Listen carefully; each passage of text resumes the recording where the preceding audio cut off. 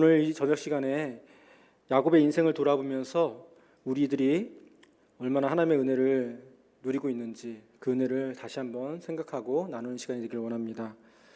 오늘 본문 말씀에 나오는 야곱은 훌륭한 조상을 둔 사람입니다. 할아버지 아브라함, 그리고 그의 아버지는 이삭입니다. 이 히브리 민족의 유일 신앙은 바로 이 아브라함이라고 하는 이 사람으로부터 시작되었죠. 그래서 우리는 아브라함을 믿음의 조상이라고 말하고 열국의 아비라고 부르고 있습니다. 예수님도 이 아브라함의 자손됨의 그 축복에 대해서 이런 말씀을 하셨습니다. 삭개오를 향해서 누가복음 19장 9절 말씀에 이렇게 말씀합니다. 예수께서 이르시되 오늘 구원이 이 집에 이르렀으니 이 사람도 아브라함의 자손임이니이다. 이 아브라함의 자손됨의 축복에 대해서 말씀을 해주고 계시죠.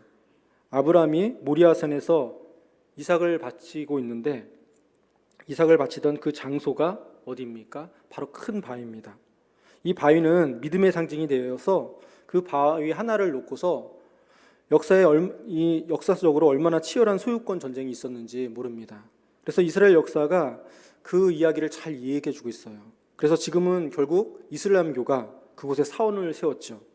그 바위 중심으로 중앙에 두고서 사원을 건축해서 예루살렘에 우뚝 서 있습니다. 야곱은 이처럼 할아버지가 훌륭한 사람이었고 그의 아버지 이삭은 또 누구와도 싸우는 일이 없는 절대적인 평화적인 사람. 그의 아버지가 바로 이삭이었습니다. 할아버지도 아버지도 그렇게 훌륭하다면 그 자녀도 그래야 될 텐데 마침 야곱은 그 가문에 어쩌면 돌연변이처럼 그런 모습으로 나타납니다. 야곱의 등장은 처음부터 험난한 역사로 시작되는데 그것은 이미 그의 이름 속에 어느 정도 예고가 되어 있는 것이죠. 야곱이라는 이름의 뜻은 무엇입니까? 남의 발굽질을 잡아서 넘어뜨리고 자기가 일어난다라는 그런 뜻이 있습니다.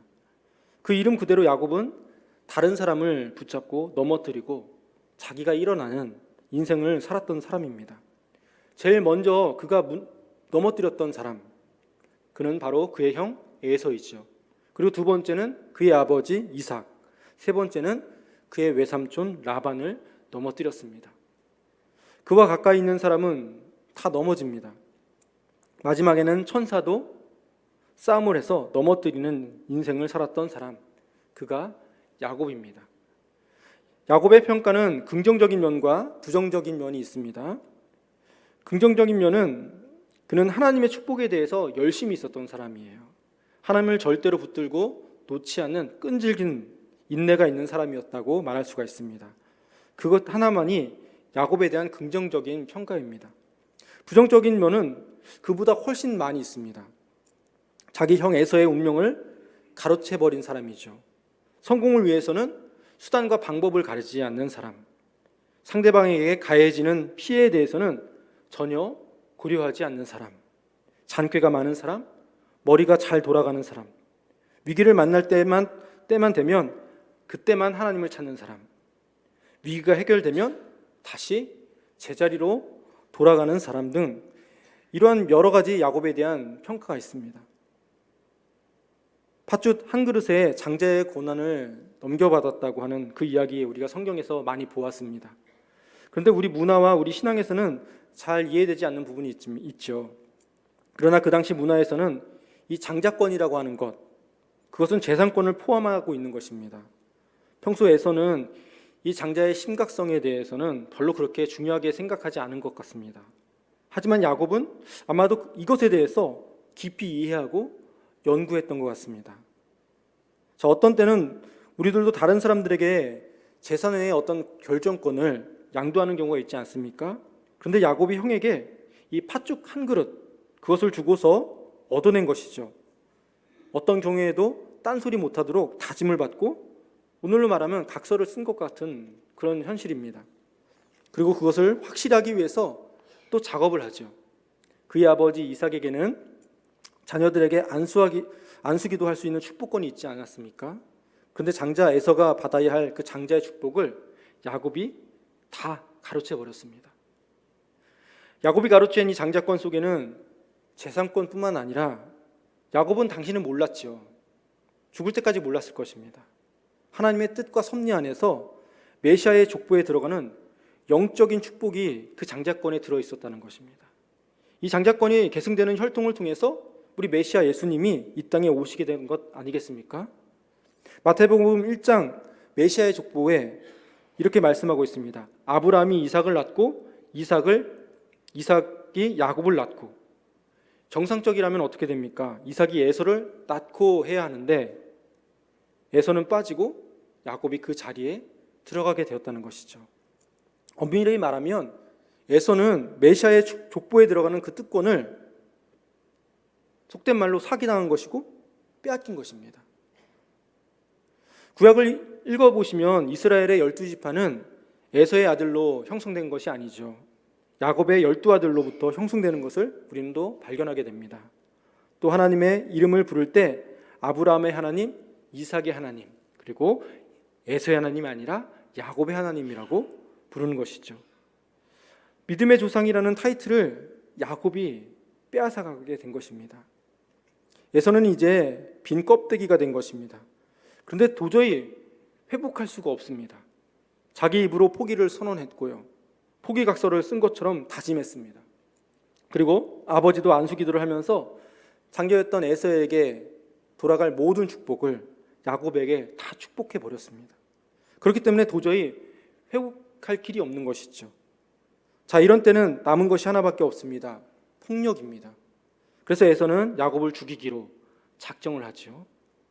그것을 알았기 때문에 야곱은 자기 집에서 살지 못하고 브엘세바에서 도망쳐서 하란에까지 가게 된 것입니다. 이스라엘의 지도를 보면 브엘세바라고 하는 지역은 이스라엘에서 가장 남방에 있는 지역입니다. 거기서 쭉 북쪽으로 올라가면 예루살렘에 나옵니다. 거기서 더 북쪽으로 올라가면 갈릴리가 나오고, 거기서 더 북쪽으로 올라가게 되면 시리아라고 하는 나라가 그 자리에 있습니다. 그리고 더 북쪽으로 가면 터키가 나오는데 그 터키 안에 하란이 있습니다. 적어도 몇 달을 걸어가야지 도달할 수 있는 그런 곳이죠. 그 먼 거리를 야곱이 지금 도망가고 있는 것입니다. 그런데 그 당시에는 절대로 어디를 갈 때는 혼자서 갈 수 없어요. 혼자 가서는 안 됩니다. 너무나 위험합니다. 언제든지 강도떼를 만나서 모든 것을 다 빼앗길 수 있기 때문이고요, 목숨까지 위협받기 때문입니다. 그래서 먼 길을 갈 때는 항상 그룹으로 많은 사람들이 모여가야 안전합니다.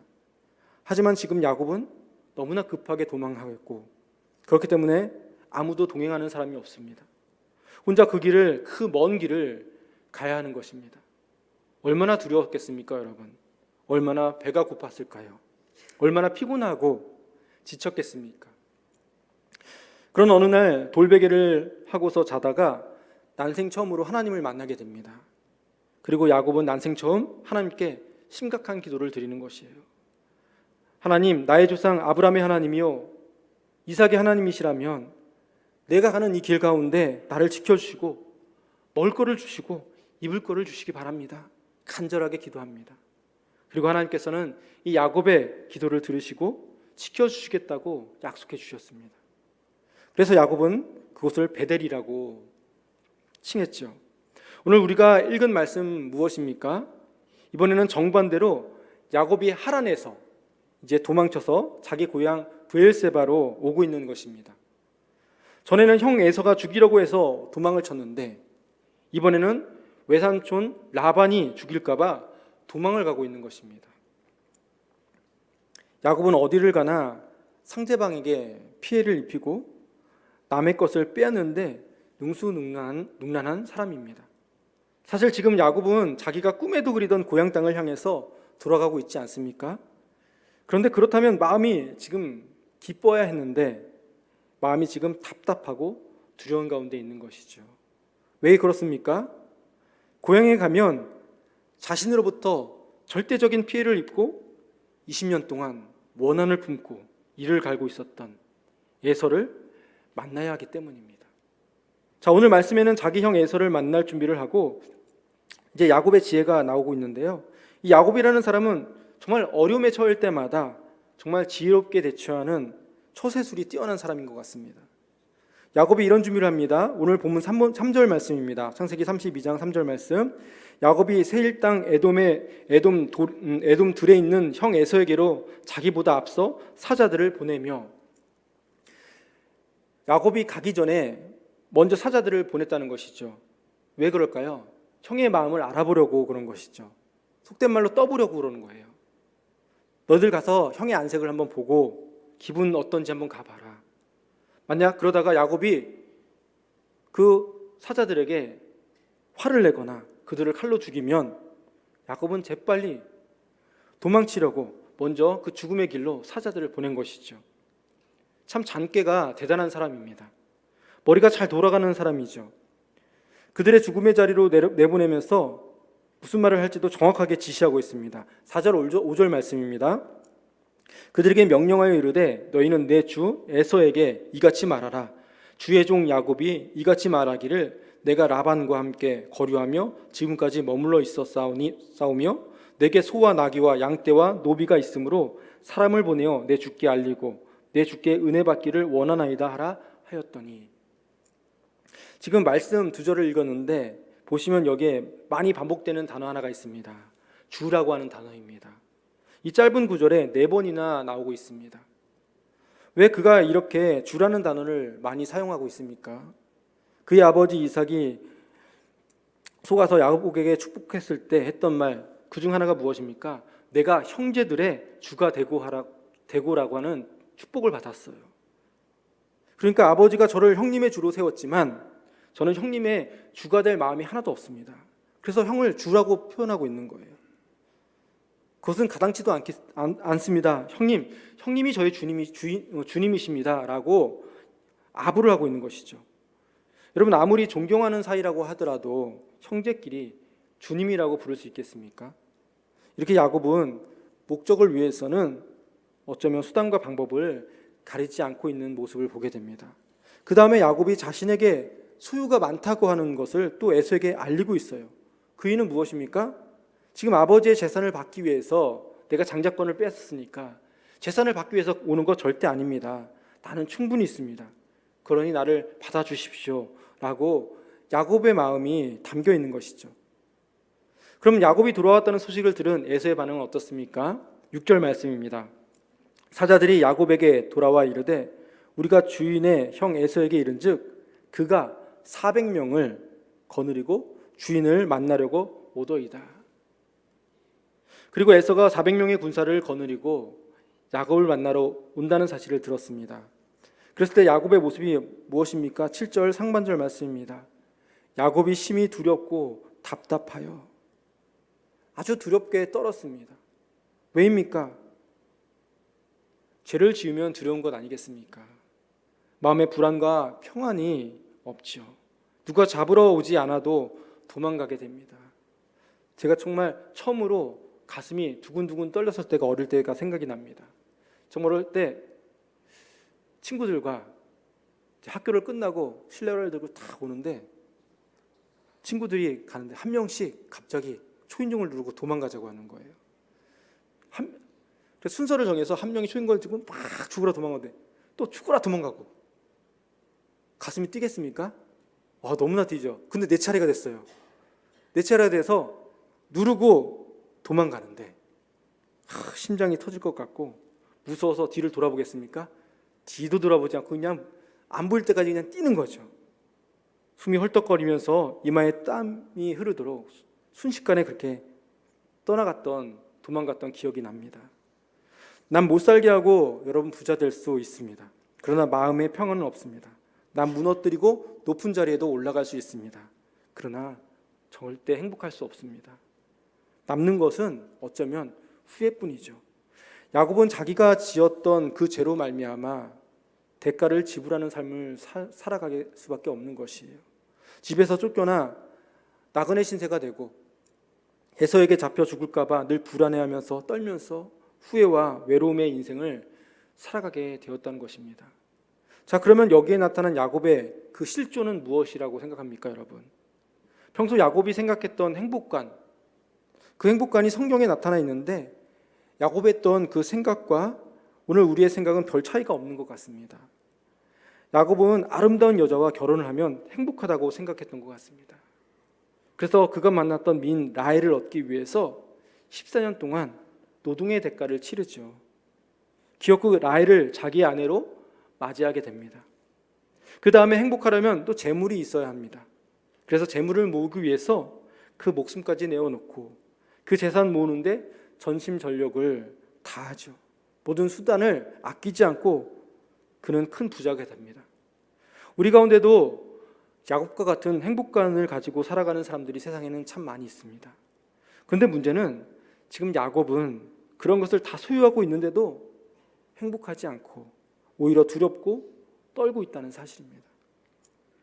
오늘 우리가 2절까지 말씀을 읽었는데 조금 더 살펴 내려가면 야곱이 이제 자기 형 에서에게 보내는 선물의 내용이 나타나 있습니다. 창세기 32장 14절 15절 말씀인데요. 14절 15절 보겠습니다. 암염소가 200이요 순염소가 20이요 암양이 200이요 순양이 20이요 전나는 낙타 30과 그 새끼요 암소가 40이요 황소가 10이요 암나귀가 20이요 그 새끼 나귀가 10이라. 여러분, 이 형에게 보내는 선물 규모를 보십시오. 이건 요즘으로 따져도 이렇게 보낼 수가 없어요. 재벌이나 할 수 있을 만한 어마어마한 선물 아닙니까? 여기 숫자를 합해보면 550마리입니다. 550마리의 가축. 여러분, 550마리의 가축이 선물용이라면 그가 소유한 재산은 또 얼마나 많이 있겠습니까? 재벌 중에 재벌이 된 것이죠. 야곱이 그만큼 큰 부자가 된 것이에요. 그러면 그는 분명히 행복해야 할 텐데 그는 지금 답답하고 두려운 가운데 있는 것입니다. 그 모든 소유가 그 마음에 하나도 행복의 조건이 되어주고 있지 않아요. 전혀 그 많은 것들이 위로가 되고 있지 않습니다. 지금 그의 옆에는 그가 14년 동안 일하면서 원했던 아내 라헬이, 그가 그렇게 사모했던 라헬이 그 옆을 지키고 있습니다. 라헬뿐입니까? 야곱은 레아 그리고 자기 딸만큼 젊은 부인 둘을 더 데리고 있습니다. 이건 보통 남자들이 꿈꾸는 삶 아닙니까, 여러분? 그렇죠, 여러분? 제가 집사람과 결혼을 하고 발리로 신혼여행을 떠났는데요. 거기 아구스라고 하는 이제 현지인 가이드를 만났습니다. 그 여행 기간 동안 항상 저희가 붙어 다니면서 통역을 해줬죠. 그래서 이런저런 얘기를 나누는데요.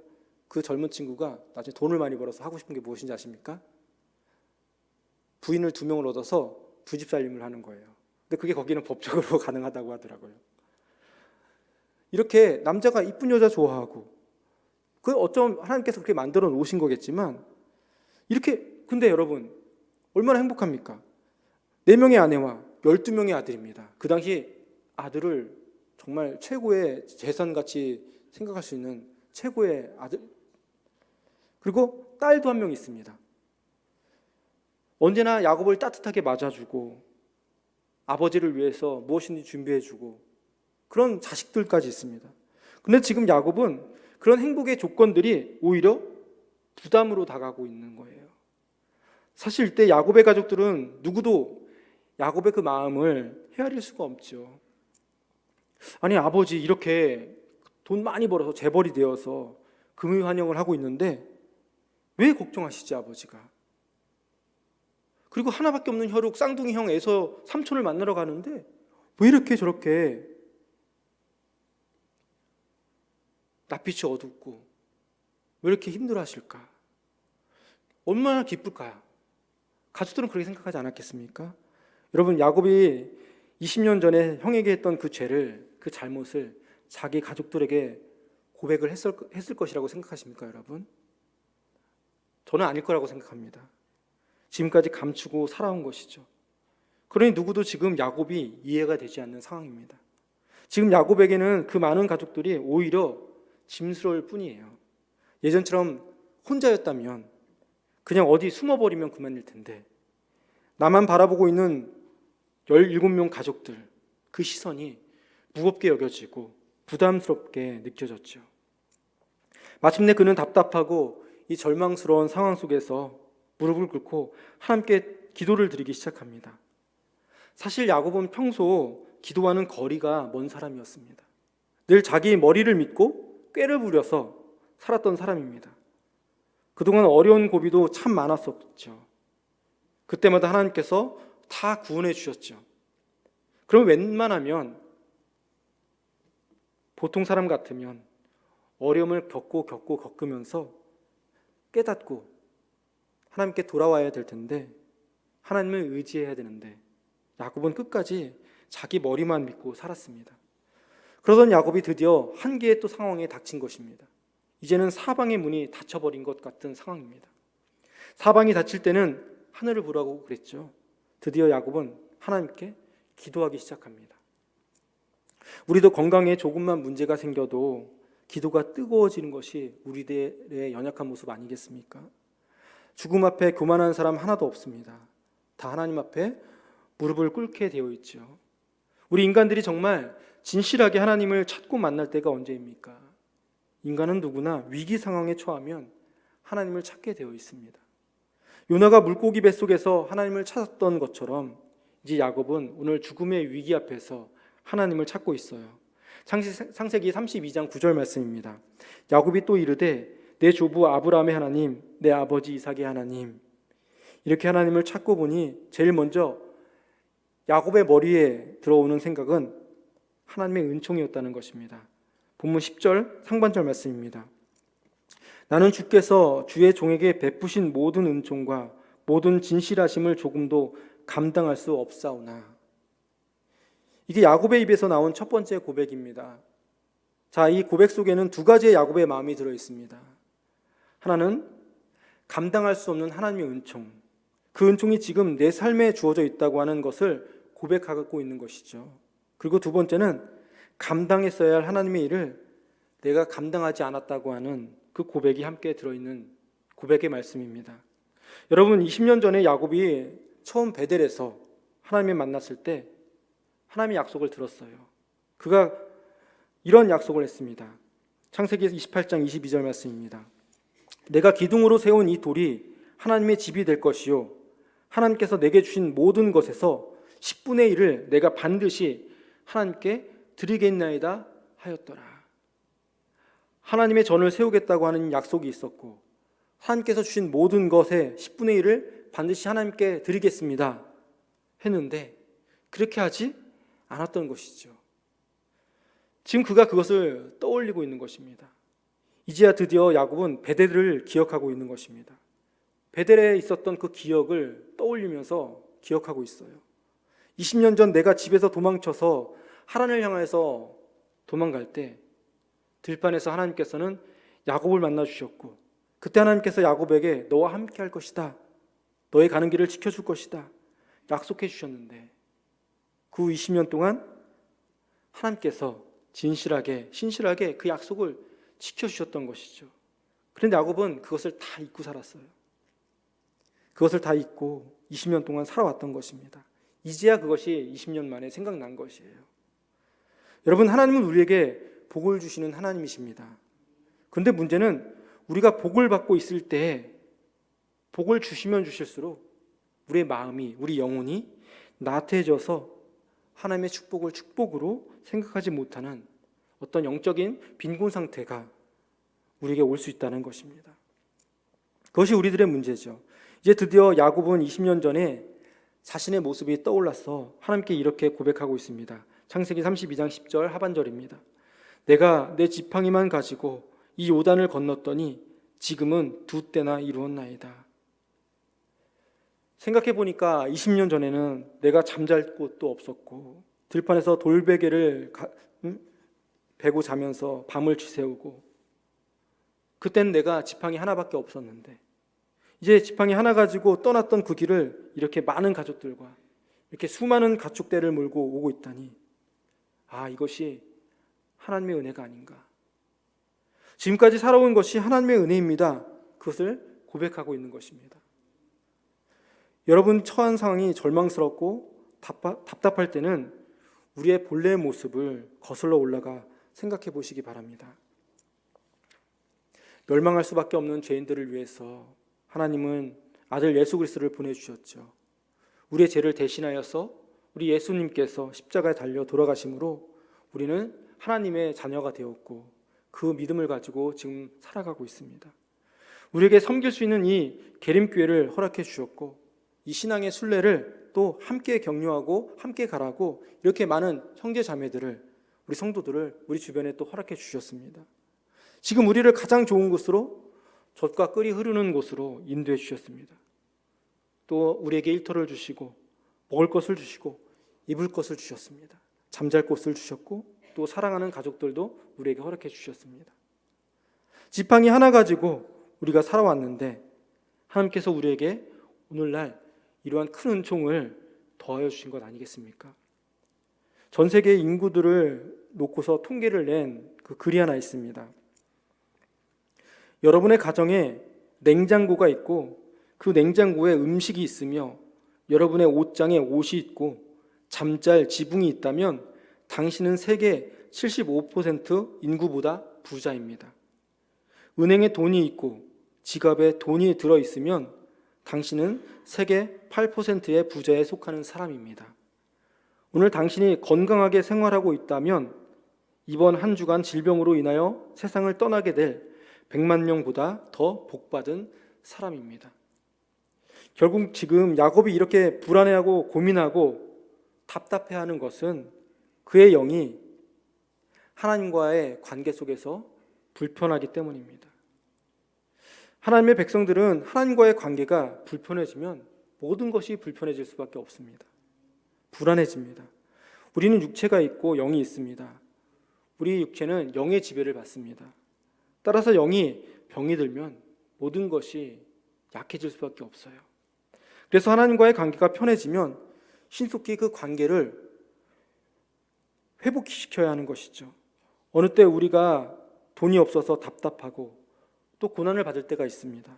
어느 때는 우리 사랑하는 사람이 먼저 세상을 떠났기 때문에 우리 마음이 고통스럽고 외로울 수도 있습니다. 그러나 그 모든 조건이 다 내게 다 있다 하더라도 정말로 하나님과의 관계가 깨어져 있다면 그런 것들은 행복의 조건이 될 수 없다는 것입니다. 하나님과의 관계가 회복되어야 비로소 그 모든 것들은 우리들 가운데 행복의 조건이 될 수 있는 것이죠. 그래서 지금 야곱은 그 하나님과의 관계를 회복시키기 위해서 눈물의 기도를 드리고 있습니다. 11절 상반절 말씀입니다. 내가 주께 간구하오니 내 형의 손에서 에서의 손에서 나를 건져내시옵소서. 이 간절한 기도 하나님께서는 어떻게 응답하셨습니까? 오늘 본문 1절과 2절 말씀에 나옵니다. 창세기 32장 1절 2절. 야곱이 길을 가는데 하나님의 사자들이 그를 만난지라. 야곱이 그들을 볼 때에 이르기를 이는 하나님의 군대라 하고 그 땅 이름을 마하나임이라 하였더라. 야곱은 일생에 딱 한 번 하나님의 사자를 만나게 되는, 다 위기 상황 속에서 하나님의 사자를 만납니다. 한 번은 그가 집에서 도망쳐 하란을 향하여서 가고 있을 때 그 들판에서 처음 하나님의 사자를 만나게 되었고, 오늘 또다시 이번에는 고향으로 돌아가는 길에서 하나님의 또 사자를 만나게 되는 것이죠. 여기에 나타난 하나님의 군대, 이것이 무엇을 뜻할까요, 여러분? 에서가 400명의 군사를 일으켜서 야곱을 죽이기 위해서 찾아오니까 하나님은 하나님의 군대를 동원해서 야곱을 보호해 주시기 위해서 나선 것입니다. 여러분, 에서가 왜 400명의 군대와 함께 야곱을 만나러 오겠습니까? 야곱을 죽이려고 하는 마음에서 오는 것이죠.